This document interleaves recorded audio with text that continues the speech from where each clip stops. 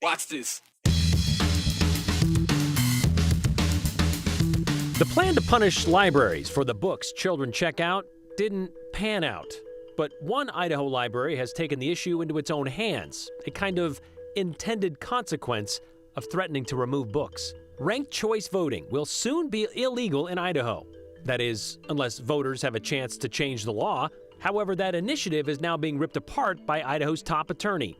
A misuse of process or just business as usual? You know the saying, one man's trash is another man's treasure?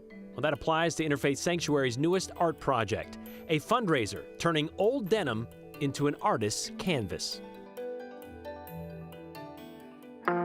Because local control is local control, and I believe that this issue very much needs to be decided by the community in which the book or books may be available. This is inappropriate. It's illegal for anyone else to provide this to children, and it should be for our libraries, the same as everyone else. They should not be exempt for pornography. Clerk will unlock the machine. Members cast their votes. Has every member voted? Well, every member but two, as you see right there. And House Bill 314, as amended, passed the House 42-26 and was sent off to the governor's desk for his possible signature. That vote took place on March 31st, the penultimate day of the last legislative session. House Bill 314 would have made it so any parent of any kid who gets their hands on obscene or harmful material in a library could sue that library or school for $2,500 in damages. Would have, because while it was sent to the governor on March 31st, he vetoed that bill on April 5th, and the House didn't have enough votes to override it. But on that same day, March 31st, the same day House Bill 314 passed the House, the Idaho Falls Public Library Board got together for a meeting. And at that meeting, they not only crafted a letter asking the governor to veto the bill, they began making moves to nip this issue in the bud. As Republican Representative Lori McCann put it, by way of local control, as a community. To do so, they felt compelled to preserve the First Amendment and protect the rights of all taxpayers and users of the library to not just remove books from the library, but they also wanted to have more parent involvement. So last month, they decided on and implemented a new policy when it comes to library cards. How? Here's Andrew Bartline. Reading can be an entry point to a new world. And this is an M-E. I've got to correct this. In this world, the AI thinks that that letter is an I. It's translated by a computer. Jour, which means day. Hartley Miller makes a living correcting the mistakes. It was developed to read Latin manuscripts, preserving the original story. The character is saying, I can't live another day unless I can convince this lady to fall in love with me. And Hartley's convinced all stories you find here have value. Some of my first exposure to books, to reading, to the world of imagination was right here in this building. But the content in Idaho libraries are in question, starting with the Meridian Public Library, where a citizen group petitioned to dissolve the district altogether. Take pornography on the internet as an example. I mean, it's relatively easy for kids to get their hands on that kind of thing, and I can't even believe we're having this conversation, honestly. But the conversation actually isn't new at all. As long as I've been in libraries, this has been an issue. Robert Wright is the Idaho Falls Public Library Director and has been for 19 years. We don't want to be the parent. We don't want to tell you what's right for your family. Which is why his board adopted a new policy. It states 2 library cards are available for children under 18 years old. An unrestricted card to check out all library books except for adult graphic novels, and a restricted card where the kids can only check out materials on the first floor. I think it works well. I think it's a good way to serve the community. It allows parents to make the choices they want to make. It's a compromise. It doesn't infringe on anybody's rights. Capital N. And on the surface, it doesn't seem like a bad policy to me. It has Miller's full support until she reads between the lines. What's the cultural moment that this is coming out of? The library says this policy is a direct response to House Bill 314, vetoed by Governor Brad Little. It would have held libraries financially accountable for providing inappropriate books to minors. Here's something interesting. The bill partially defines that as homosexuality. If it's a cultural moment of coming out of discrimination and homophobia and transphobia, then I really am not in support of that.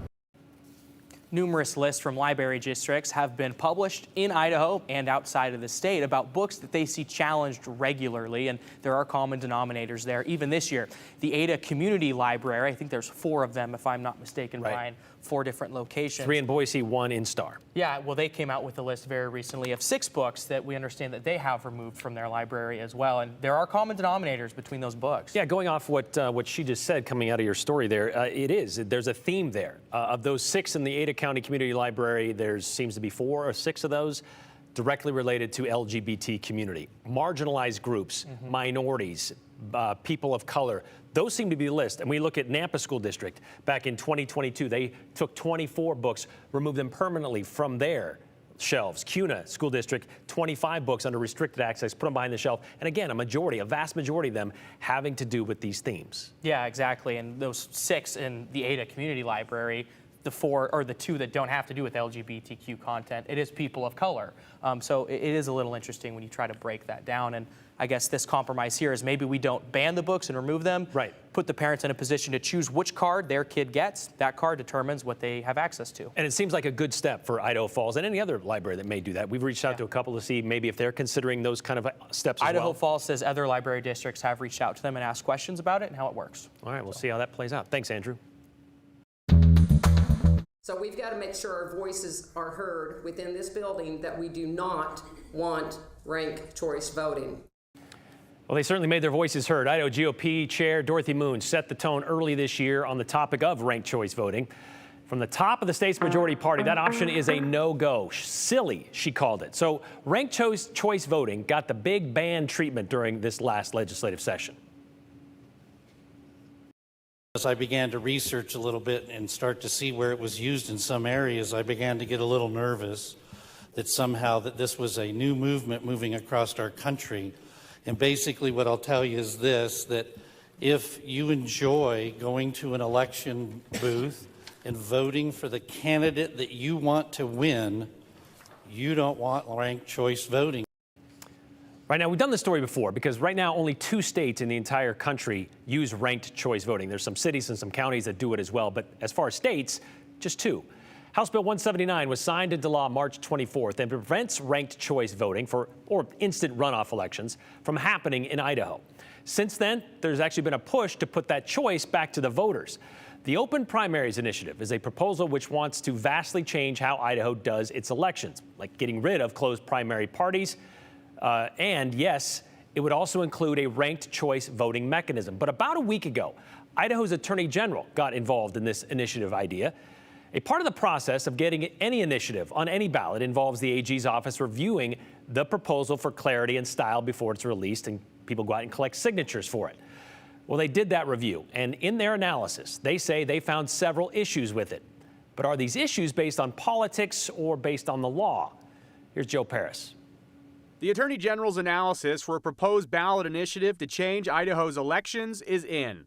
The analysis, a standard step for a ballot initiative campaign, identified issues with clarity and formatting, labeled technically as matters of style and form. The initiative itself wants to change elections to open primaries and instant runoff general elections, also called ranked choice voting. In short, primary elections would include all political parties. Top 4 vote getters in the primary, regardless of their political affiliation, they would go to the general election. From there, voters then rank their top 4 in the general election, with the winner needing at least 50% of the vote. The analysis on the initiative finds several issues, and to be clear, the AG's analysis is, quote, advisory only, and the petitioners are free to accept or reject them in whole or in part. The analysis labels a few issues, like misleading use of open primary, inconsistent treatment of party or nomination endorsement, and a very technical miscellaneous matter section. Headline issues labeled serious legal defects include violation of Idaho's single subject rule, adopted in 2020. The analysis says, the so-called open primary that eliminates party primaries and the institution of ranked choice voting for general elections, those 2 matters are separate subjects and neither one depends on the other. You can't expect a very impartial review. Retired Idaho Supreme Court Justice Jim Jones is a leader with Idahoans for Open Primaries. He thinks the initiative is clearly one subject. It's a phony issue. It's all one subject matter. It's all voting. in the primary and general election. If he thinks it's got a problem and wants to challenge it in court, he will lose. The he Jones is referring to is Idaho Attorney General Raul Labrador. Jones believes that the analysis from his office identifying the issues are politically motivated. He points to a recent tweet from AG Labrador that made it very clear that Idaho's AG did not like the proposed election format. I read through the whole thing. I had to take a couple of naps in between because I couldn't believe that they were putting this out as impartial legal advice. But it is sophomoric work. The analysis, not written by Labrador, but instead somebody from his office, also warns of violations of the United States and American Constitution. One example touches on the United States Constitution, and where it says, quote, that the times, places, and manner of holding elections for senators and representatives shall be prescribed in each state by the legislature thereof. It raises a question about citizen initiative impacts on federal elections. All issues considered, I asked Jones if there are some legit edits to make and how the campaign feels going forward. I don't think what they have brought up as potential constitutional problems will stand up in court. It didn't stand up in court in Alaska, which we've modeled this initiative after, and I don't believe it will stand up in Idaho. We're pretty comfortable with where we are.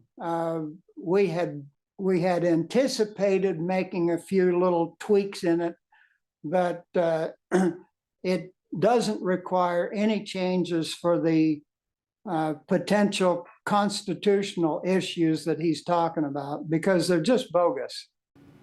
Quick self-edit. I caught myself in that package saying that the American and the United States Constitution. I meant to say the American Constitution and the Idaho Constitution. So that's what I meant. Anyways, so this analysis is advisory. Nothing in the report is binding or prevents any action. The group can keep going on with their campaign. But long story short, if this did pass in 2024 on the general election ballot and became law, then everyone would likely end up in court over it. And Brian, full transparency here on the 208. The AG staff today was wrapped up. So we're going to have thoughts from them on this process coming up tomorrow. Schedules are hard. We want to be very clear here. Again, Mr. Labrador, he was not the author of that analysis, but he did sign it at the bottom there, Brian. So we'll dig into this a little bit more tomorrow. Ask him why he did sign that. All right. Thank you very much, Joe. You know, last week we told you about Ada County and the highway district's plan for the 2023 chip sealing season, which is always in the summer, which leads to a few comments and questions. That always leads to a few comments and questions from people in Canyon County. Like, why aren't you including Canyon County Highway District road seal chipping in your broadcast? A lot of words there. R&B and Nampa asked, why don't you guys cover Canyon County?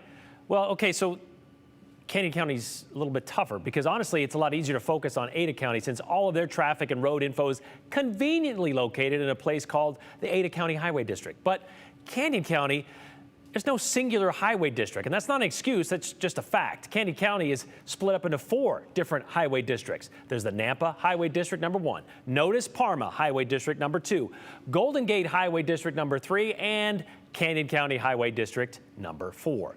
We did, though, reach out to each individual highway district today because you asked about chip sealing.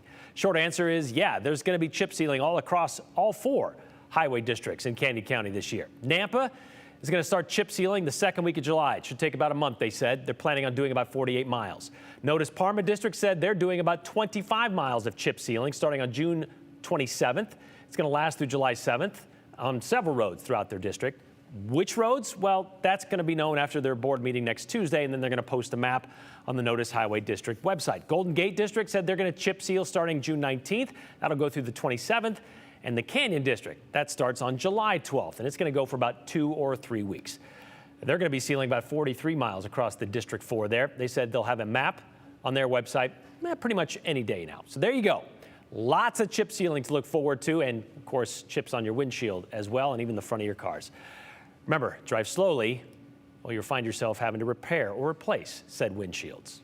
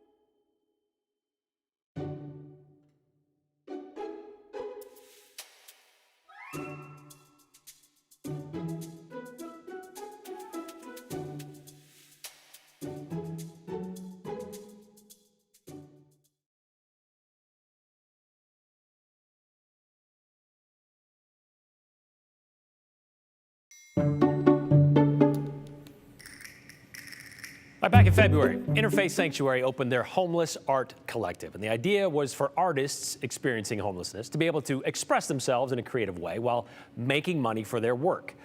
They would create art, whether it's a painting, a drawing, crochet, and then they would sell it through the St. Vincent de Paul thrift store. Well, a few weeks ago, the shelter got a huge donation of denim, which gave them another idea. A special collection where artists can still art, but the money made goes to a cause much bigger than themselves. We got a donation of 501 jeans. I think there was like 40 to 50.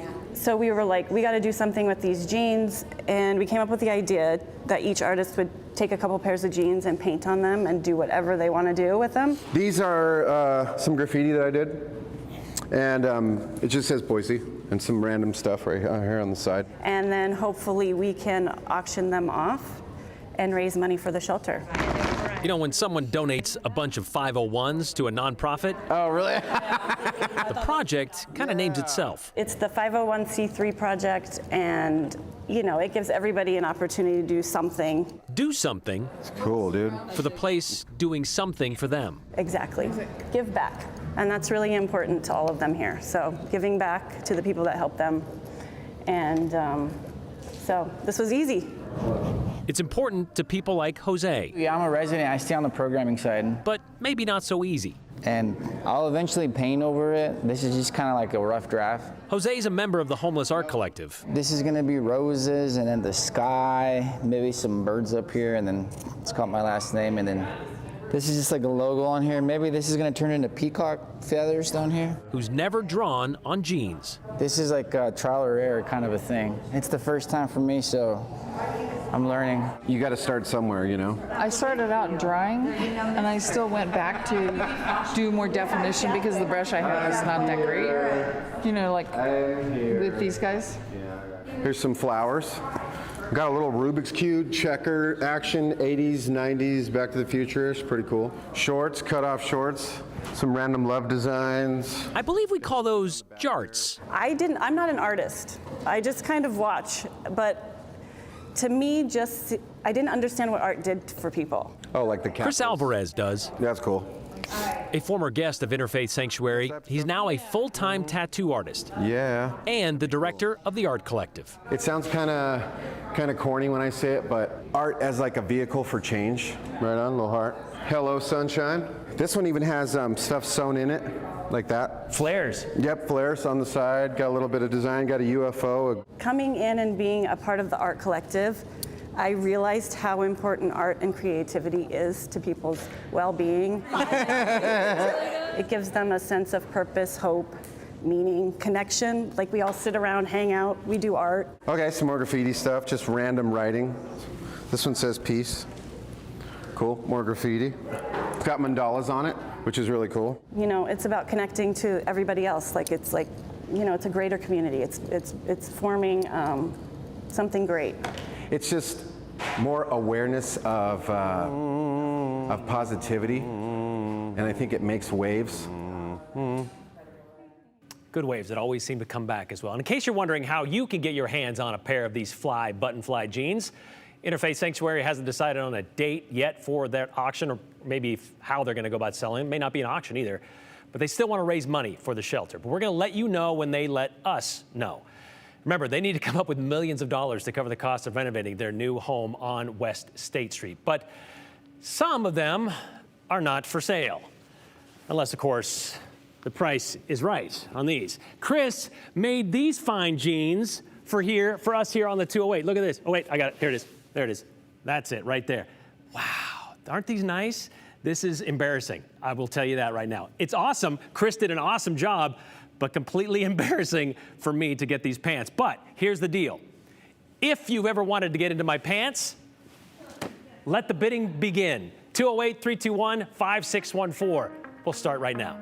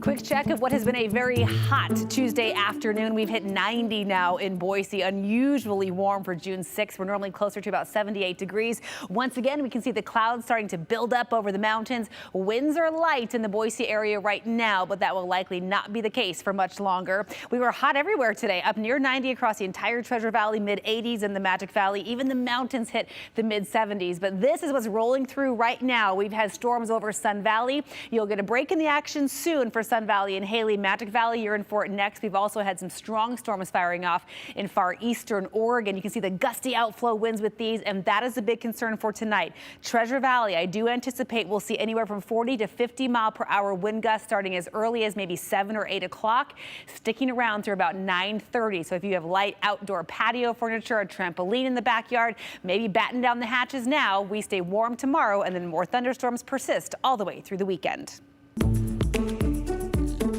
We had front row seats to see all of the action and dead soldiers all over the floor, and we were trying to rescue as many as we could, but most of them were dead.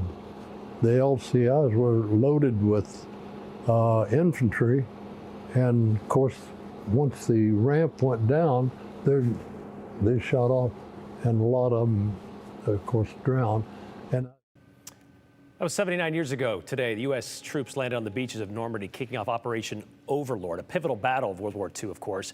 D-Day, as we know it, a battle that World War II veterans like Robert Haga remembered vividly when we spoke to him about it last year. An invasion began in the early morning hours of June 6, 1944. By the end, nearly 160,000 Allied troops would land on those shores. 9,000 would be killed or injured that first day. Surprise attack is still the largest amphibious invasion in history. Thank you to all of our World War II vets and our military for your service.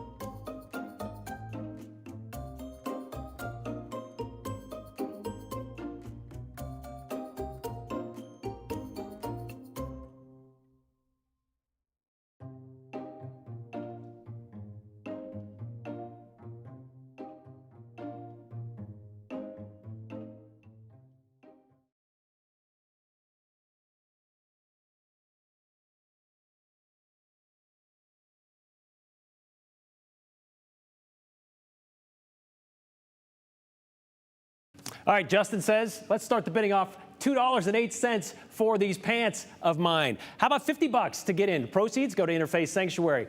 $100, says Brianna, but you can't tell my husband. He's going to see you wear them.